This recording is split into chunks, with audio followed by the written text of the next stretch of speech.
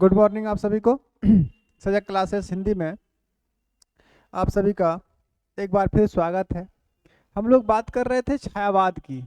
छायावाद की क्लास चल रही थी। आधुनिक काल में छायावाद, भारतेंदु युग, द्विवेदी युग समाप्त हुए और छायावाद में भी कुछ क्लासेस हो चुकी थी। अब देखना था कि छायावाद के प्रमुख कवि कौन कौन हैं और उन कवियों के बारे में, उनकी रचनाओं के बारे में, उनके वर्ण विषय आदि को देखना था। तो चलिए शुरू करते हैं। छायावादी कवियों में आज सबसे पहले हम लोग पढ़ते हैं पंत को।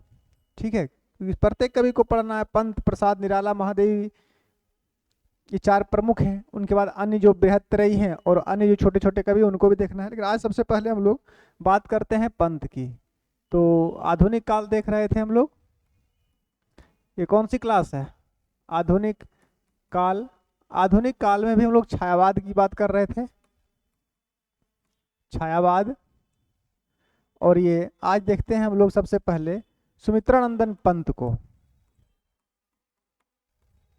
सुमित्रानंदन पंत को देखते हैं। और सुमित्रानंदन पंत में आज जो क्लास है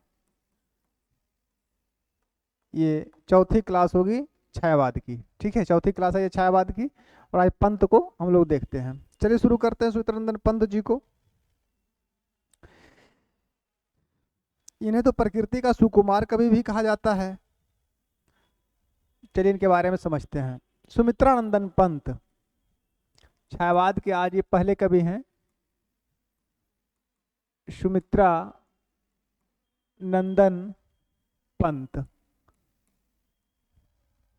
सुमित्रानंदन पंत, इनका जन्म कब हुआ? अगर इनके थोड़ा सा परिचय देख लें, इनका जन्म कब हुआ था? इनका जन्म हुआ था 1900 ईस्वी में। कहाँ? अल्मोड़ा, कौसानी गांव था। गांव का नाम कौसानी, अल्मोड़ा। कहाँ पड़ता है ये? उत्तराखंड में है। उत्तराखंड में हुआ। निधन कब हुआ? अगर निधन की बात करें तो इनका निधन हुआ था 1977 ईस्वी में। इनका निधन हो गया था। इनके माता का नाम क्या था? पिता का नाम पता नहीं है। माता का नाम था सुमित्रा देवी। माता का नाम सुमित्रा देवी था और सुमित्रा के ये पुत्र हुए तो इनका नाम पड़ गया सुमित्रा नंदन। सुमित्रा नंदन, क्योंकि इनका मूल नाम जो था वो गोसाई दत्त था। तो गोसाई दत्त था तो इनको लोग सुमित्रा के पुत्र हुए तो इनका नाम पड़ गया सुमित्रा नंदन। इनका मूल नाम, अगर इनके मूल नाम की बात करें तो मूल नाम इनका क्या था? गोसाई दत्त था। गोसाई दत्त इनका मूल नाम था। ठीक है। अब इनके उपनाम को देखिए। इनके उपनाम महत्वपूर्ण है, पूछे भी जा सकते हैं उपनाम। इनका एक उपनाम तो है प्रकृति का सुकुमार कवि भी इनको कहा जाता है। प्रकृति का सुकुमार कवि, प्रकृति का सुकुमार कवि भी इनको कहा जाता है। नंबर 2, हिंदी का वर्ड्सवर्थ भी इनको कहा जाता है। हिंदी का वर्ड्सवर्थ। वर्ड्सवर्थ अंग्रेजी के कवि हुए, हिंदी का वर्ड्सवर्थ भी कहा जाता है इनको। नंबर 3, इनको छायावाद का विष्णु भी कहा जाता है। लिखाए भी थे आप लोग को कृष्णदेव झारी के अनुसार छायावाद का विष्णु भी इनको कहा जाता है। छायावाद का विष्णु भी इनको कहा जाता है। कितने उपनाम हो गए? 3। लिखिए, आगे चलते हैं फिर। छायावाद का विष्णु भी कहा जाता है। छायावाद का प्रतिनिधि कवि भी इनको कहा जाता है। और किसने कहा था? आचार्य शुक्ल ने कहा था। नंबर 4, छायावाद का प्रतिनिधि कवि, छायावाद का प्रतिनिधि कवि कहा जाता है। और ये नाम किसने दिया था? तो ये नाम आचार्य शुक्ल ने इनको दिया था कि छायावाद के आप क्या हैं? प्रकृति प्रतिनिधि कवि हैं। नेक्स्ट आइए। संवेदनशील इंद्रिय बोध का कवि भी इनको कहा जाता है। संवेदनशील इंद्रिय बोध का कवि भी कहा जाता है। इंद्रिय बोध का कभी संवेदनशील इंद्रिय बोध का कभी भी इनको कहा जाता है। एक चीज बताइए कि प्रकृति का सुकुमार कवि तो पंत कहा जाता है। अगर पूछ दे कि प्रकृति का कवि कौन है, तो प्रकृति का सुकुमार नहीं, सिर्फ प्रकृति का कवि पूछ दे कि प्रकृति का कवि किसे कहा जाता है, तो प्रकृति का कवि केदारनाथ अग्रवाल को कहा जाता है। किसको कहा जाता है? केदारनाथ अग्रवाल को। इतना याद रखिएगा कि प्रकृति के सुकुमार को भी सुमित्रानंदन पंत हैं और प्रकृति का कवि केदारनाथ अग्रवाल को कहा जाता है। ठीक है, अब प्रकृति का उपासक कवि कौन है?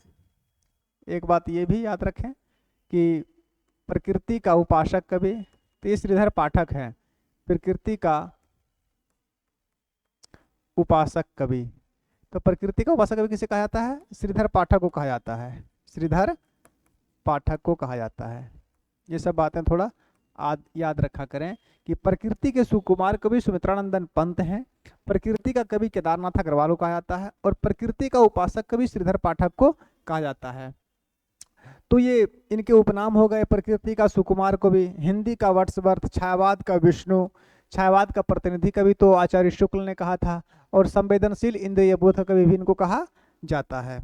अमूर्त विधान का कवि भी इनको कहा जाता है।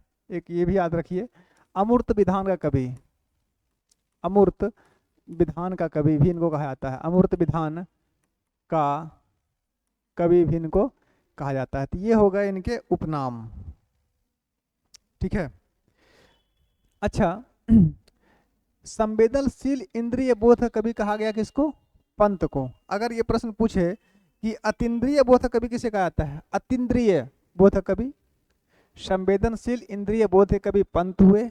अतीन्द्रिय बोध कवि किसे कहा जाता है? अज्ञेय को कहा जाता है। और एक तीव्र इंद्रिय बोध कवि किसे कहा जाता है? ये मुक्तिबोध को कहा जाता है। चलिए ये सब जब पढ़ेंगे तो वहाँ पे और लिखा भी देंगे। तो ये इनके उपनाम हो गए। अगर पूछे कि इनकी प्रथम कविता कौन सी है, पंत जी की प्रथम कविता, पंत की प्रथम कविता कौन है? अगर पंत की प्रथम कविता की बात पूछे तो कौन सी हो जाएगी? गिरजे का घंटा। गिरजे का घंटा। गिरजे का घंटा कब की है? 1916 ईस्वी की थी। 1916 ईस्वी। गिरजे का घंटा 1916 ईस्वी। और प्रथम काव्य संग्रह कौन सा है?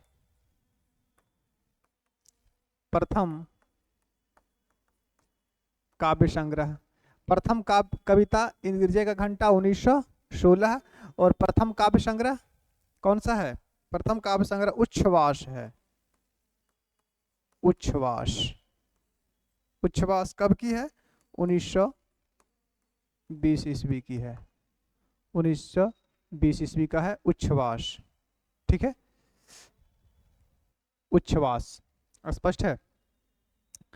अब देखिए पंत जी की जो रचनाएं आती हैं वो 4 सोपान में आती हैं। एक आती हैं जो छायावादी रचनाएं थी, एक आती हैं जो प्रगतिवादी रचनाएं थी, एक रचना आती है जो इनके दर्शन अर्थात अरविंद दर्शन से प्रभावित थी, और एक रचना आती है जो मानवतावाद से नव मानवतावाद से प्रभावित रही। तो कहाँ से कहाँ तक की रचनाएं छायावादी कहलाती हैं पंत जी की, कहाँ से कहाँ तक की रचनाएं अरविंद दर्शन से प्रभावित है, कहाँ से कहाँ तक का रचना जो है, यानी किस कालखंड की बात कर रहे हैं, किस पीरियड से किस पीरियड तक की रचनाएं जो हैं वो प्रगतिवादी रचनाएं आती हैं, फिर एक नव मानवतावादी रचनाएं कहाँ से कहाँ तक आती है। थोड़ा इसको समझ लीजिए, फिर हम लोग इनके रचनाओं को देखेंगे। इनके जो काव्य कला हैं पंत के काव्य कला के सोपान, पंत के काव्य कला के जो सोपान हैं वो इस रूप में है। जैसे देखिए, अगर हम छायावादी रचनाएं पूछें,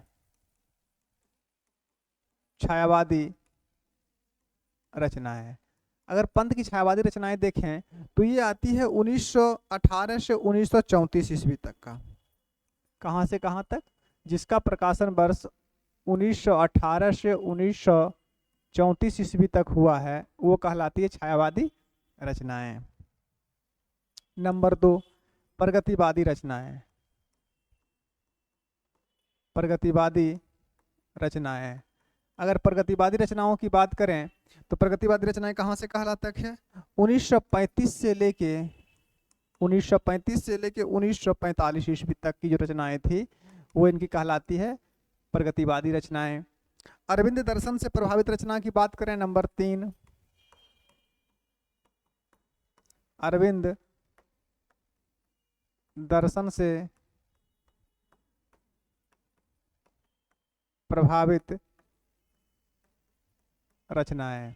अगर अरविंद दर्शन से प्रभावित रचनाएं की बात करें तो कब से कब तक है ये ज़्यादा नहीं रहा था। 1946 से 1948 के ईस्वी के बीच जो रचनाएं प्रकाशित हुई थी वो अरविंद दर्शन से प्रभावित थी।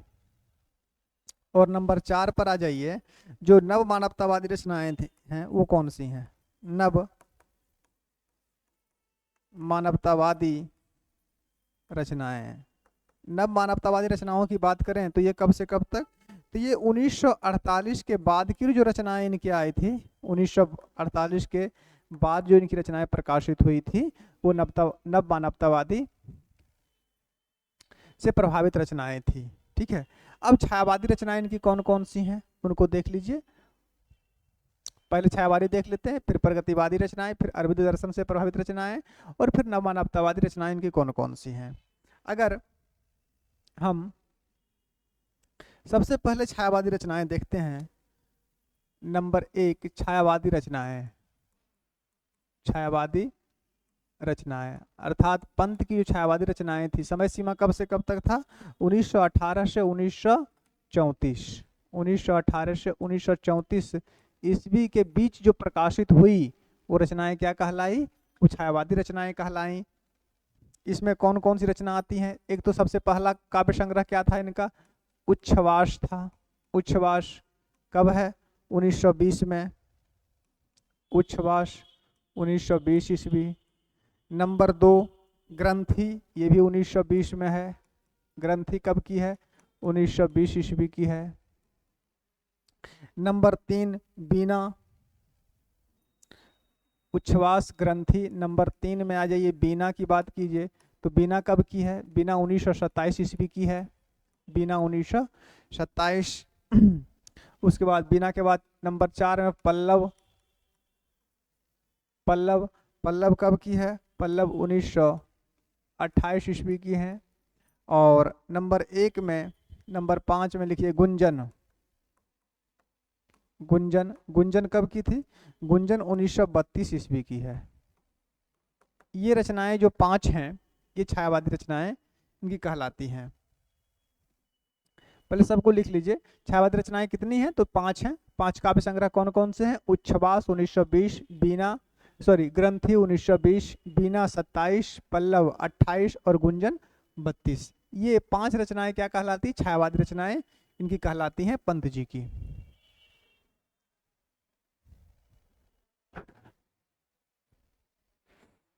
इसके बाद नंबर 2 पर आ जाइए, जो प्रगतिवादी रचनाएं थी। प्रगतिवादी रचनाएं, अगर प्रगतिवादी रचनाओं की बात करें कि प्रगतिवादी रचनाएं कौन कौन सी हैं, तो प्रगतिवादी रचनाओं में लिखिए, प्रगतिवादी रचनाएं कब से कब तक थी?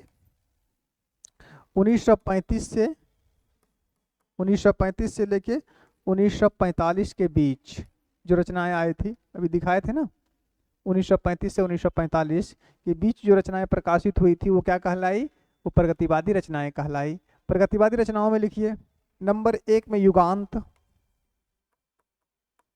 युगांत युगांत कब की है? 1936 ईस्वी की है।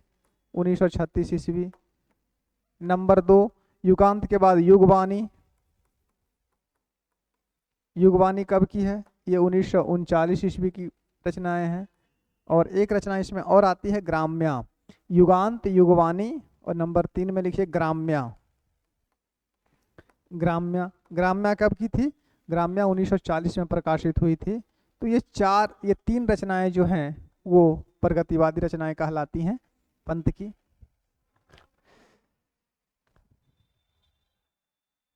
हो गया? अब हम लोग इनकी रचनाओं की बात कर रहे थे, तो रचनाएं जो काव्य कला के सोपान के आधार पर देख लिए कि अलग अलग करके देख लिए, पूछ सकता है ना कि कौन सी रचना प्रगतिवादी है, कौन सी रचना अरविंद दर्शन से प्रभावित है, कौन सी रचना छायावादी रचनाएं हैं। तो छायावादी रचनाओं में 5 याद रखें, प्रगतिवादी रचनाओं में 3, ग्राम्या, युगवाणी और युगांत। इसके बाद नंबर 3 पर चलिए, जो अरविंद दर्शन से प्रभावित थी, अर्थात 1946 से लेकर 1948। नंबर 3, अरविंद दर्शन से प्रभावित रचनाएं, अरविंद दर्शन से प्रभावित रचनाएं कब से कब तक, तो 1946 से 1948 तक की जो रचनाएं थी वो अरविंद दर्शन से प्रभावित रही। तो इसके अंतर्गत कौन कौन सी रचनाएं आती हैं, इसमें आता है सबसे पहले स्वर्ण किरण। स्वर्ण किरण, स्वर्ण किरण की बात करें तो कब की है, ये 1947 ईस्वी की है। स्वर्ण किरण 1947। नंबर 2, स्वर्ण धूलि। दूसरा क्या था, स्वर्ण धूलि। स्वर्ण धूलि कब की है, स्वर्ण धूलि भी 1947 की ही है ना, स्वर्ण धूलि 1947 ईस्वी। नंबर 3, युगांतर, ये 1948 की रचना है।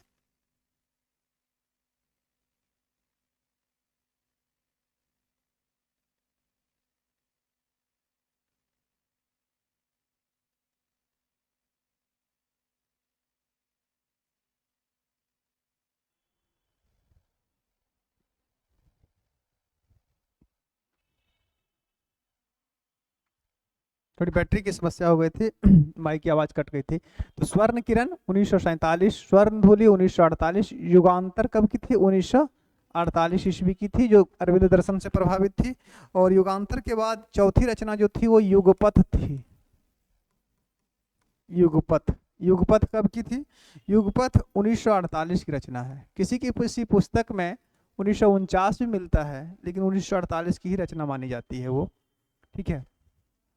तो ये 4 रचनाएं जो थी जो अरविंद दर्शन से प्रभावित थी। इसके बाद नंबर 4 में क्या था, नव मानवतावादी रचनाएं।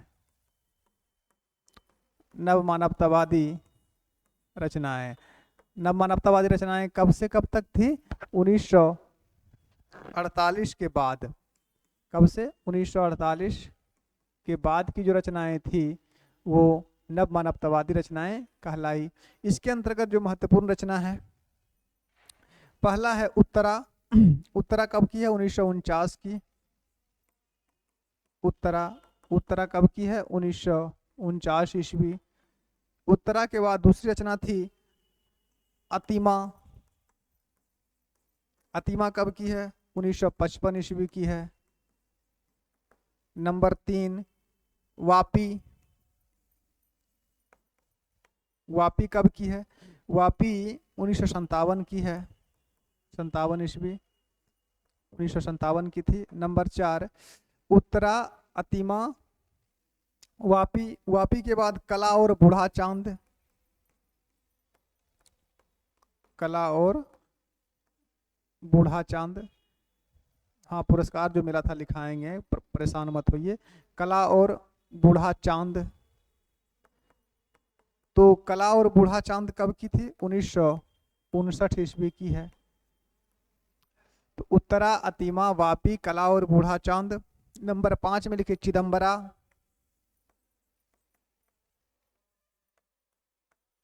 चिदम्बरा, चिदम्बरा कब की थी, चिदम्बरा भी 1959 ईस्वी की ही है, चिदम्बरा। और एक रचना और थी, लोकायतन, महात्मा गांधी पर लिखी गई है ये, लोकायतन। लोकायतन कब की है, लोकायतन, लोकायतन कब की है, 1964 ईस्वी की रचनाएं हैं, ठीक है। तो ये काव्य रचनाएं हो गई इनकी सभी का मतलब जो छायावादी हैं, जो प्रगतिवादी हैं, जो अरविंद दर्शन से प्रभावित हैं काव्य रचनाएं, और जो नव मानवतावादी रचनाएं हैं। तो छायावादी रचनाओं की बात हो गई। प्रगतिवादी रचनाएं, छायावादी रचनाएं 5 हैं। उच्छ्वास 20, ग्रंथि 20, बीना 27, पल्लव 28 और गुंजन 32। ठीक है। प्रगतिवादी रचनाओं की बात करें तो इसमें 3 आती है, युगांत 1936, युगवाणी 1939 और ग्राम्या 1940। इसके बाद जो रचनाएं आती हैं वो अरविंद दर्शन से प्रभावित रही है, जैसे स्वर्ण किरण 1947, स्वर्ण धूलि 1947, युगांतर 1948 और एक है युगपथ 1948। नव मानवतावादी रचनाएं इनकी 6 रही, उत्तरा 1949, अतिमा 1955, बापी 1957, कला और बूढ़ा चांद 1959, चिदम्बरा 59 और लोकायतन 1964। तो ये इनकी सभी काव्य रचनाएं हो गई हैं। काव्य रचनाओं के बाद इनके कुछ नाट्य रचनाएं भी हैं। नाट्य रचनाओं में ज्यादा नहीं है, तो 3 ही लिखे हैं, पूछी नहीं जाएगी नाट्य रचनाएं, लेकिन याद रखिए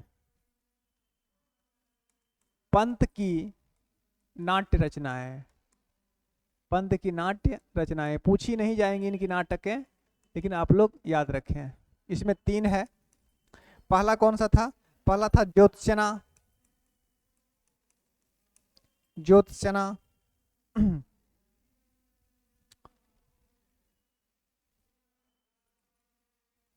ज्योत्सना। दूसरा ज्योत्सना के बाद एक था युग पुरुष, युग पुरुष, और एक था छाया। एक कौन सा था? छाया। अब देखिए ज्योत्सना क्या है? ज्योत्सना 1934 की है और ये क्या है? गीति नाट्य है। ज्योत्सना क्या है? ये गीति नाट्य है। इसका विधा क्या है? तो ये गीति नाट्य है। उसके बाद युग पुरुष, युग पुरुष कब की थी? युग पुरुष 1955 ईस्वी की है, 1955 ईस्वी की है युग पुरुष। और इसकी विधा क्या है? तो ये लघु नाटिका है,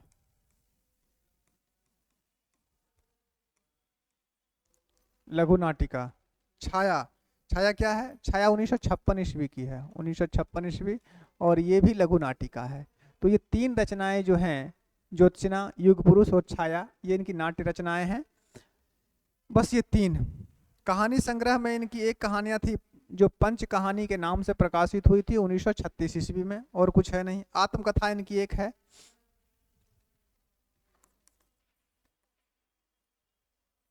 आत्मकथा,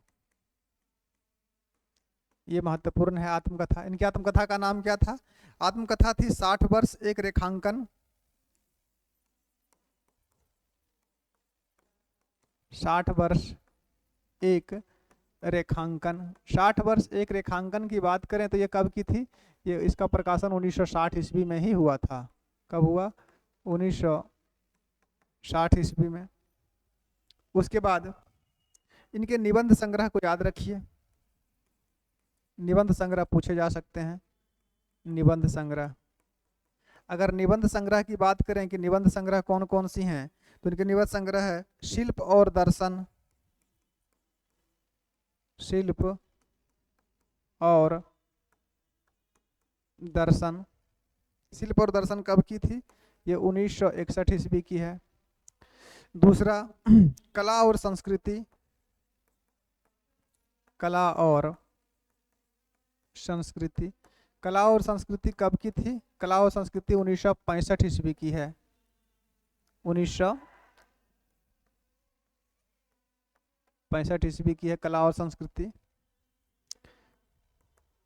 1 2 तीसरा में लिखिए कला और संस्कृति के बाद 60 वर्ष और अन्य निबंध, नहीं, छायावाद और मूल्यांकन भी इनका 66 में था। लिखिए छायावाद और मूल्यांकन, छायावाद और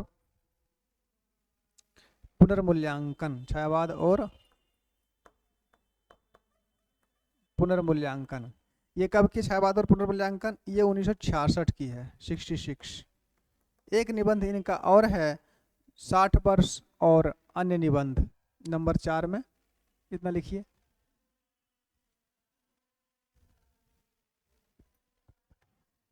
हो गया निबंध संग्रह। नंबर 4 60 वर्ष और अन्य निबंध। 60 वर्ष और अन्य निबंध। 60 वर्ष और अन्य निबंध कब की है? ये 1973 ईस्वी की है। 1973 ईस्वी के 60 वर्ष और अन्य निबंध।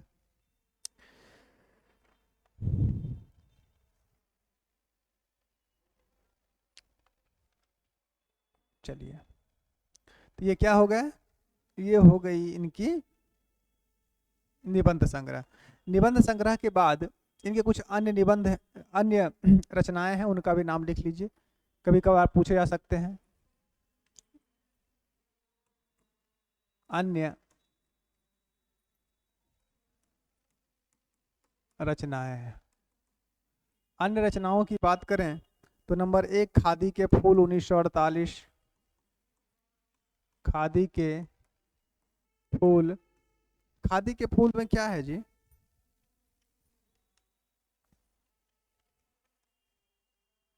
खादी के फूल में और किसके साथ मिल लिखी गई थी ये रचना? खादी के फूल हरिवंश राय बच्चन के साथ। खादी के फूल 1948 ईस्वी। नंबर 2 रजत शिखर 1951। ये सभी अन्य रचनाएं में आती है। रजत शिखर ये कब है? 1951। नंबर 3 किरण बीना। किरण बीना। किरण बीना। किरण बीना कब की थी? ये 1966 ईस्वी की है। 1966 ईस्वी। नंबर 4 खादी के फूल रजत शिखर किरण बीना। नंबर 4 पौ फटने से पहले।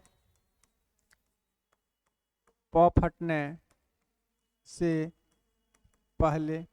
पौ फटने से पहले की अगर बात करें तो ये कब की है? ये 1966 ईस्वी की है। उसके बाद नंबर 5 पतझड़ एक भाव क्रांति। पतझड़ एक भाव क्रांति। पतझड़ एक भाव क्रांति कब की है? ये 1969 ईस्वी की है। और पतझड़ एक भाव क्रांति। नंबर 6 में लिखिए शंख ध्वनि। शंख ध्वनि। शंख ध्वनि कब की है? शंख ध्वनि 1971 ईस्वी की है। नंबर 7 शंख ध्वनि के बाद एक लिख लीजिए सत्यकाम, ये 75 की है। सत्यकाम ये रचनाएं कब की है? ये 1975 ईस्वी की है। और इनकी एक अंतिम रचना का नाम लिख लीजिए नंबर 8 में संक्रांति। ये अंतिम रचना थी इनकी संक्रांति। संक्रांति कब की है? ये संक्रांति ये 1977 ईस्वी की है। और ये अंतिम रचना है, पंत की ये अंतिम रचना है। अंतिम रचना लिखिए इतना।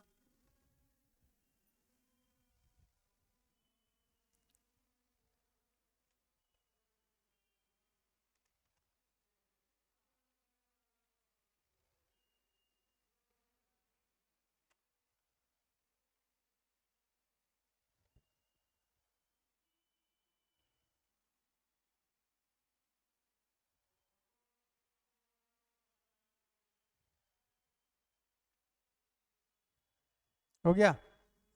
अब इनकी जो रचनाएं हैं, चाहे वो यो रचनाएं छायावादी हो, प्रगतिवादी हो, नव मानवतावादी हो, या अरविंद दर्शन से प्रभावित हो, या फिर ये सभी रचनाएं जो अन्य हैं, खादी के फूल, किरण किरण बीना, रस शिखर, पौ फटने से पहले, शंख ध्वनि, सत्यकाम, संक्रांति, पतझड़ एक भाव क्रांति, इनके बारे में थोड़ा सा जो महत्वपूर्ण रचनाएं हैं, इन सभी रचनाओं में महत्वपूर्ण जो हैं जिससे प्रश्न आने की संभावना है, उनके थोड़े से वर्ण विषय को देख लेते हैं कि किस रचना में क्या है। सभी रचनाएं तो नहीं देखनी है, जो महत्वपूर्ण है उनको देखते हैं। चलिए लिखिए पंत की रचनाओं का वर्ण विषय। पंत की रचनाओं का वर्ण विषय, इनकी रचनाओं का वर्ण विषय। और वर्ण विषय में इनकी जो महत्वपूर्ण रचनाएं हैं उनको ही देखिए। सबसे पहले हम लोग, जैसे इनकी प्रथम काव्य संग्रह कौन सी थी? उच्छ्वास, प्रथम काव्य संग्रह थी, उसी को देखिए। नंबर 1 उच्छ्वास। ज्यादा नहीं लिखना है, 2-2 लाइन महत्वपूर्ण जो बातें हैं इसके बारे में वो लिखते चलना है। उच्छ्वास में क्या है? अगर उच्छ्वास की बातें करें कि उच्छ्वास में क्या है, तो इसमें छायावादी शैली की कविताएं संकलित हैं और ये इनकी प्रथम काव्य संग्रह है उच्छ्वास। ठीक है, इसमें विरह गीत आदि भी शामिल हैं। इसमें प्रेम और प्रकृति सौंदर्य का भी चित्रण किया गया है। तो इसके बारे में कुछ बातें लिख लीजिए। इसमें छायावादी शैली की कविताएं हैं, नंबर 1। इसमें छायावादी शैली की कविताएं हैं, शैली की कविताएं हैं। एक बात तो ये हो गई। इसमें विरह गीत भी है, इसमें विरह गीत भी है, 2 बात हो गई। इसमें इतना ये पर्याप्त है। इसमें छायावादी शैली की जो कविताएं थी वो इसमें है और इसमें विरह गीत भी है। नंबर 2 पर आइए और लिखिए बीना के बारे में। बीना, बीना, बीना में क्या है? अगर बीना की बात करें तो बीना के बारे में तो स्वयं पंत ने कहा था कि बीना में वो रचनाएं शामिल हैं जो मेरे शिशु संसार, अर्थात शिशु संसार का मतलब एक छोटा बच्चा का जो संसार होता है, शिशु संसार की ध्वनियां प्रकट हुई है। थोड़ी सी बात ये लिख लीजिए। नंबर 1, इस रचना के बारे में, इस रचना के बारे में पंत ने, इस रचना के बारे में पंत ने कहा कि, क्या कहा? कि इसमें मेरी भावना का शिशु, इसमें मेरी, कहा कि क्या कहा? तो इसमें मेरी भावना का शिशु संसार है। शिशु संसार है। ये मेरा, कौन ये? मतलब बिना, ये मेरा दूधमुहा प्रयास, ये मेरा दूधमुहा प्रयास और बाल कल्पना है, और बाल कल्पना है। ये किसने कहा था? तो स्वयं पंत ने इसके बारे में कही थी, बीना के बारे में। बीना के बाद आइए तीसरी रचना में इनकी। और एक बात याद रखिएगा कि जो प्रथम रश्मि कविता है, प्रथम रश्मि ज्ञान अरंगनी तूने कैसे पहचाना, कहाँ कहाँ है बाल विहंगनी तूने पाया यह गाना, वो कविता इसी संग्रह में है, बीना में ही संकलित है। प्रथम रश्मि इनकी जो महत्वपूर्ण एक कविता है, चर्चित कविता है, वो बीना में ही संकलित है। हो गया। तीसरी रचना के बारे में बात करते हैं, पल्लव। अति महत्वपूर्ण रचना है पल्लव। पल्लव, पल्लव के बारे में देख लेते हैं, इसमें क्या है। अच्छा, पल्लव की जो भूमिका है, जो छायावाद की घोषणा पत्र कही जाती है, तो पल्लव की जो भूमिका है उसका नाम क्या है? पल्लव की भूमिका, उसका नाम पंत जी ने क्या रखा है? पल्लव की भूमिका का नाम पंत जी ने प्रवेश रखा है। लिख सकते हैं कि इसकी भूमिका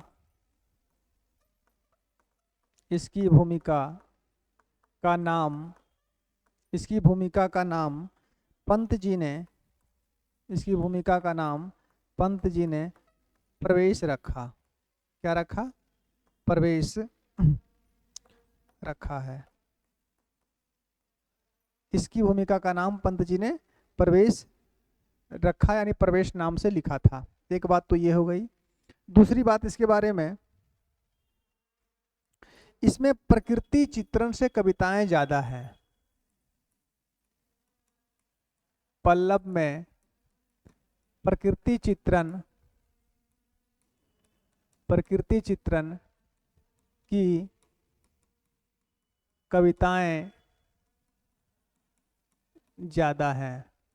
इसे प्रकृति चित्रण की कविताएं ज्यादा है। इस रचना को प्रकृति का चित्रशाला भी कहा जाता है, अर्थात पल्लव को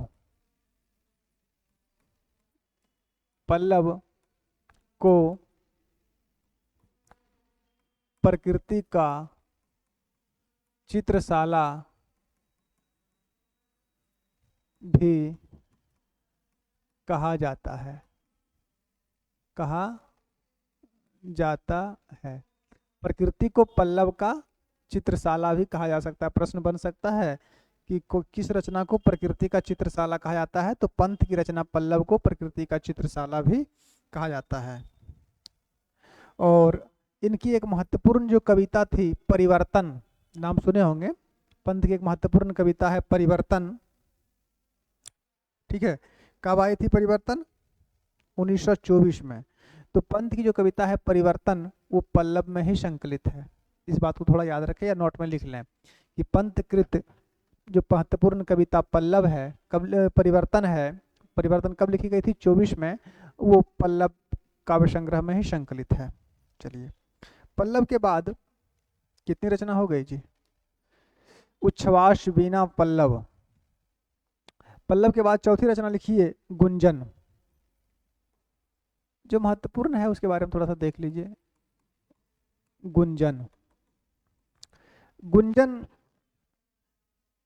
जो है वो पंत जी की अंतिम छायावादी रचना है। इतना जरूर याद रखिएगा, इसमें ये पंत जी की अंतिम छायावादी रचना है। लिख सकते हैं यह इनकी अंतिम छायावादी रचना है। यह इनकी अंतिम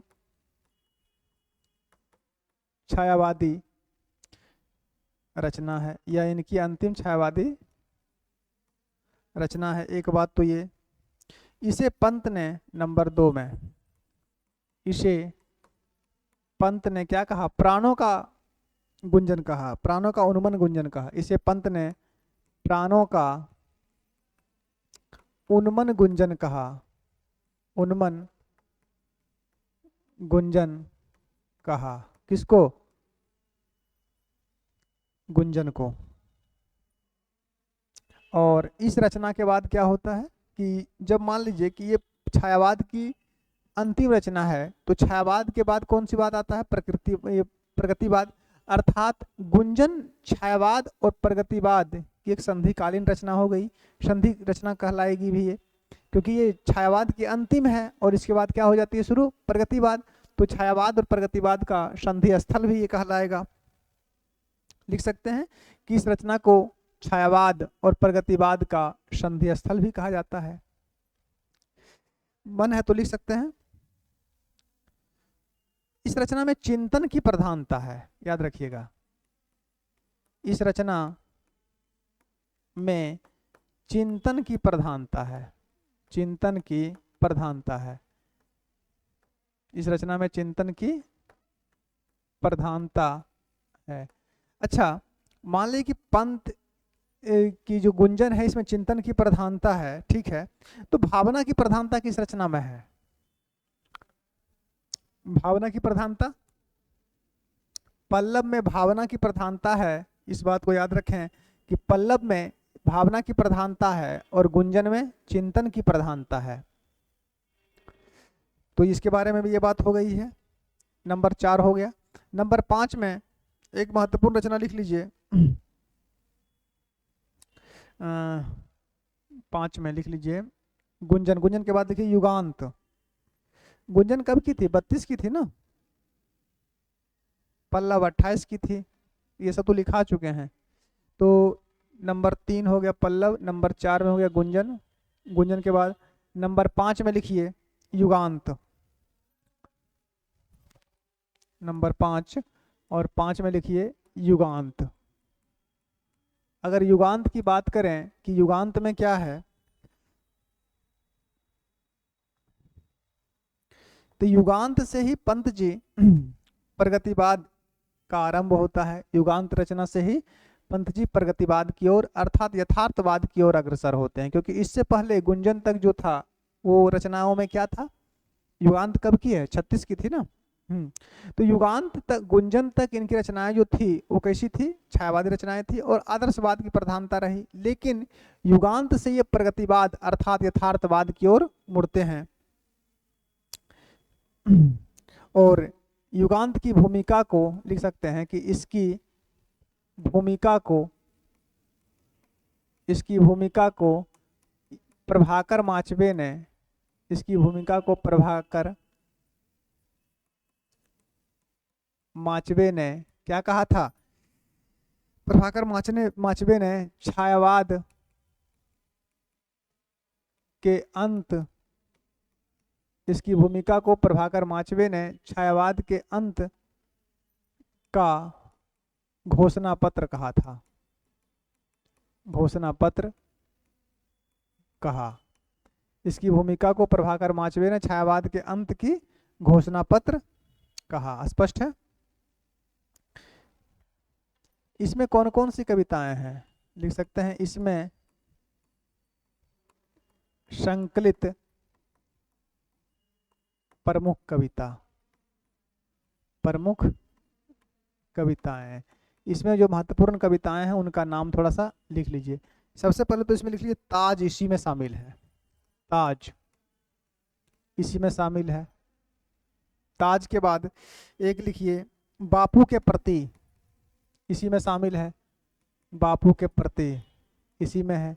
एक महत्वपूर्ण कविता इनकी जो थी द्रुत झरो जग के जीर्ण पत्र, वो भी इसी में शामिल है। द्रुत झरो जग के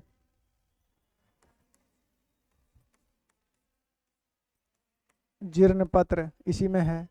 नंबर 4 में लिख लीजिए कलख, इसी में है। कलरव था ना, कलख नहीं, कलरव,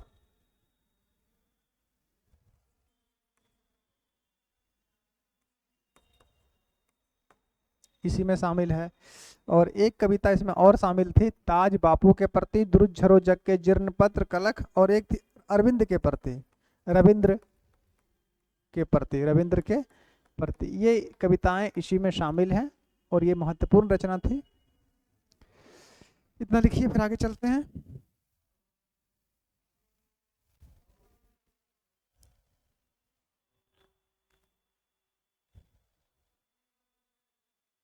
हो गया यहाँ तक। चलिए, युगांत के बाद नंबर 5 में, 5 हो गया। नंबर 6 में लिखिए युगवाणी। कब की थी, 39 की थी मेरे ख्याल से। आप लोगों के ख्याल से क्या है? नंबर 6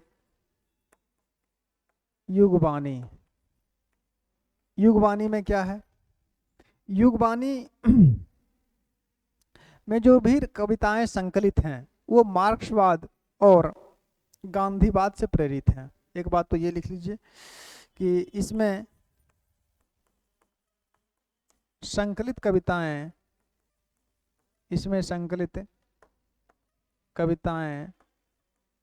गांधीवाद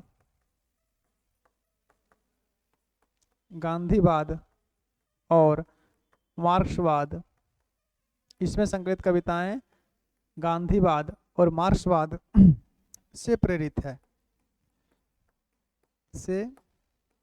है। एक बात तो ये हो गई युगवाणी के बारे में। युगवाणी को स्वयं पंत ने कहा है कि ये मेरी रचनाओं, इस रचना के बारे में पंत जी कहा है कि ये मेरे युग की वाणी है। युगवाणी के बारे में पंत ने क्या कहा कि इसमें जो कविताएं हैं, ये जो रचना है युगवाणी, ये मेरे युग की वाणी है। परंतु इसमें एक लाइन महत्वपूर्ण था जो लिखा दिया कि इसमें संकलित कविताएं गांधीवाद और मार्क्सवाद से प्रेरित हैं। चलिए, नंबर 6 हो गया। नंबर 7 की ओर चलते हैं और 7 में लिखिए ग्राम्या। ग्राम्या कब की थी? 40 की थी। ग्राम्या। ग्राम्या में क्या है? ग्राम्या के बारे में शुक्ल जी ने कहा था कि युगवाणी का ही विस्तार है। ये बात लिख लीजिए। आचार्य शुक्ल ने इसे युगवाणी का विस्तार कहा। युगवाणी का क्या कहा? युगवाणी का विस्तार कहा। किसको? ग्राम्या को क्या कहा? युगवाणी का विस्तार कहा। ठीक है। इसमें संकलित कविताएं, प्रमुख कविताएं, इसमें संकलित प्रमुख कविताएं कौन कौन सी हैं? जिसके बारे में पूछी जा सकती है उसमें लिखा देते हैं जो वहाँ महत्वपूर्ण कविताएं हैं।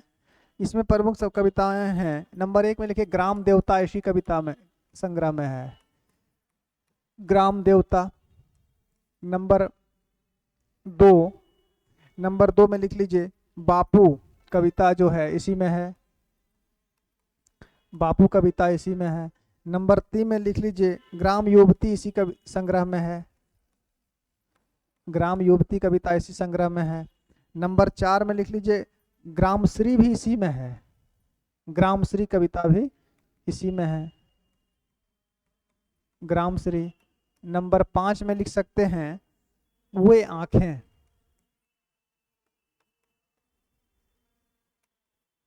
वे आंखें। ये पांचों कविता जो है ग्राम्य में ही संकलित है। चलिए इसके बाद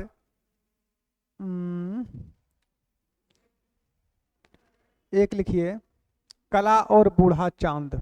उस सभी रचनाओं को तो नहीं देख सकते हैं ना, जो अति महत्वपूर्ण थे उसको देख लिए हैं। 7वां नंबर 8 लिखिए कला और बूढ़ा चांद। कला और बूढ़ा चांद, इसके बारे में 2 बातें याद रखिए। कला और बूढ़ा चांद, इसमें ये जो रचना है ये पद्य गीतों का संकलन है और 1960 में इस रचना पर साहित्य अकादमी पुरस्कार मिला था, इसलिए लिखना जरूरी है। लिख सकते हैं यह पद्य गीतों का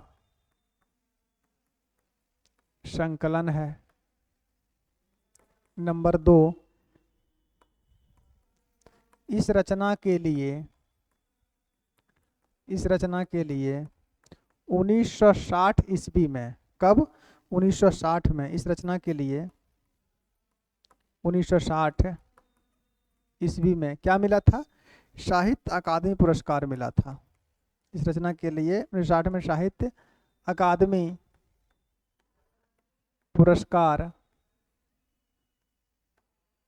साहित्य अकादमी पुरस्कार मिला। इसके बारे में इतना पर्याप्त है।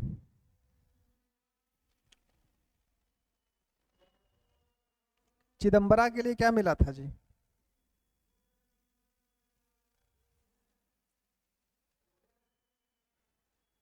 कला और बूढ़ा चांद इस रचना के लिए कब मिला था? तो 1960 में साहित्य अकादमी पुरस्कार मिला। चलिए 8 हो गया। नंबर 9 पर एक महत्वपूर्ण रचना लिख लीजिए। ग्राम्य त्राम्य तो देख ही लिए हैं।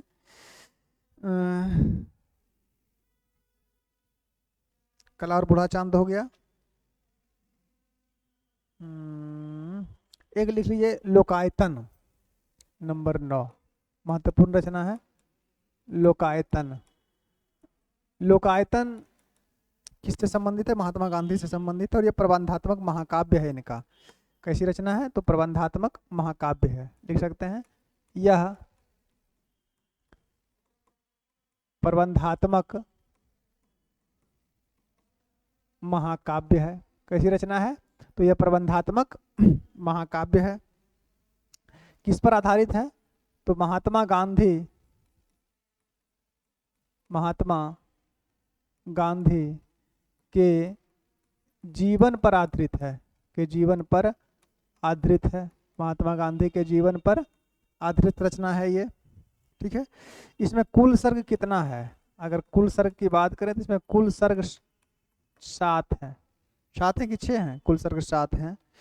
और इसमें जो सर्ग है, सर्ग को द्वार कहा गया है। सर्ग को क्या कहा गया है? द्वार।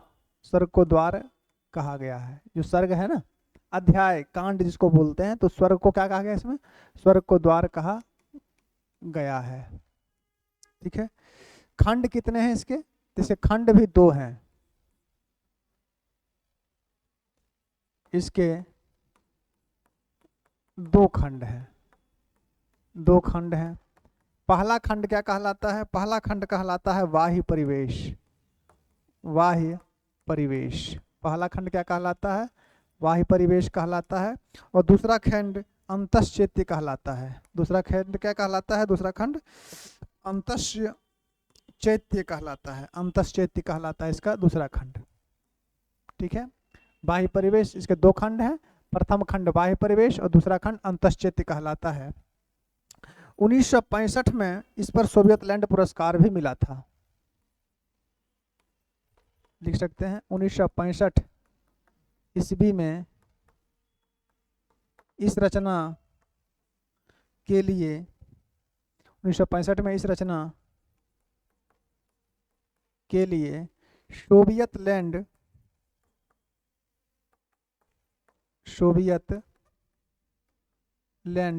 नेहरू पुरस्कार मिला। इस रचना के लिए सोवियत लैंड नेहरू पुरस्कार मिला। लोकायतन की बात हो गई। और कुछ बचल है महत्वपूर्ण रचना इनकी? कला और बूढ़ा चांद हो गया, लोकायतन हो गया, ग्राम्या हो गई है। और कुछ है? एक रजत शिखर लिख लीजिए, पूछी जा सकती है, 10 पूरा लीजिए। एक लिख लीजिए रजत शिखर। रजत शिखर में चंद्रमा के बारे में बात कही गई है। नंबर 10, नंबर 10 रजत शिखर। रजत शिखर कब की थी? 1951 ईस्वी की है ये रजत शिखर। रजत शिखर 1951।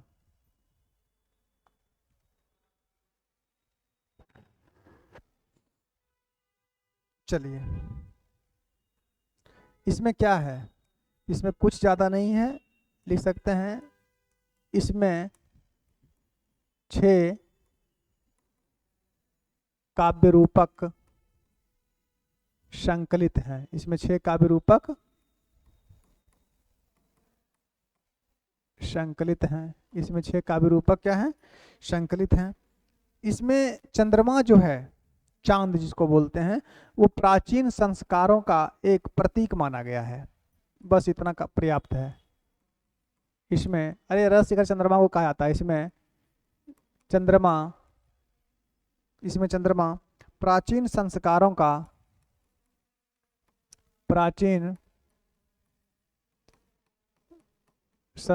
का प्रतीक माना गया है। प्रतीक माना गया है। पर्याप्त है ना?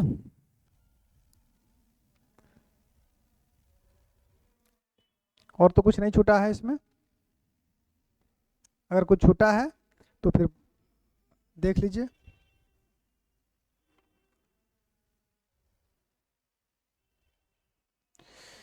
मेरे ख्याल से और कुछ आप लोग का नहीं छूटा है इसमें। 10 रचना के बारे में पढ़ा दिए, पर्याप्त है इनके बारे में आप लोग को।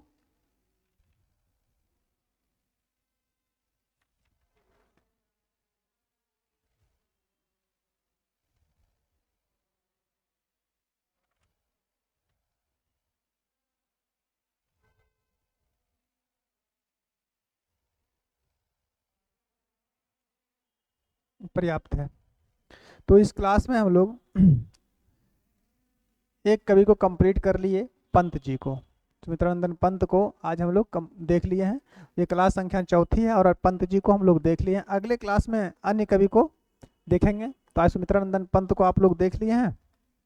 एक बात और बता देते हैं कि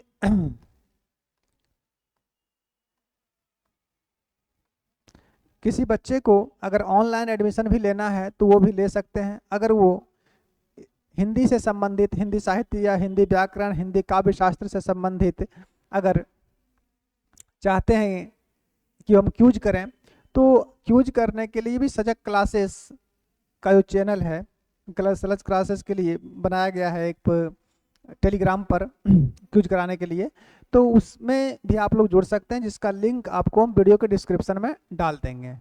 क्यूज ग्रुप जो है उसका लिंक आप लोग को हम वीडियो के डिस्क्रिप्शन में डाल देंगे, वहाँ से भी जाके जुड़ सकते हैं, या फिर इस नंबर पे कॉल करके, सॉरी इस नंबर पर मैसेज,